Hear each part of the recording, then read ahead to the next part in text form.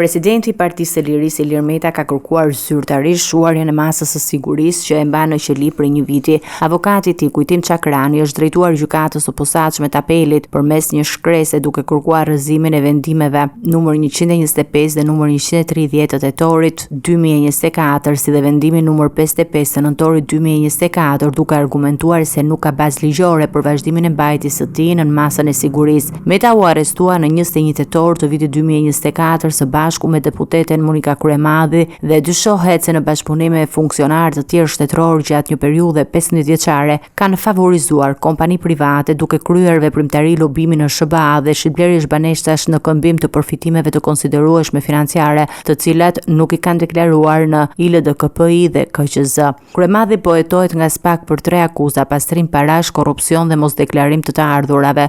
Gjykata la me 23 tetor masën detyrim për të paraqitur në policinë gjyqësore për të njëjtat vepra penale ndaj Kryemadhit dhe ndaj Ema Çokut për pastrim parash. Ndërkohë, Piro Xhixho, i hetuar për korrupsion pasiv, ka ndryshuar masën e sigurisë nga arrest në shtëpi në detyrim për të paraqitur në policinë gjyqësore. Të tretë hetuarit aktualisht ndodhen në këtë masë sigurie që kërkon paraqitje periodike në organet e procedurës duke lehtësuar kontrollin dhe mbikëqyrjen e tyre ligjore. Vendimi i GKK-s mbi kërkesën e Metës pritet të vendosë nëse ai do të mbetet në burg apo masa e sigurisë do të ndryshohet duke patur parasysh vlerësimin e gjykatës për rrezikun e arratisjes apo pengimin e hetimeve.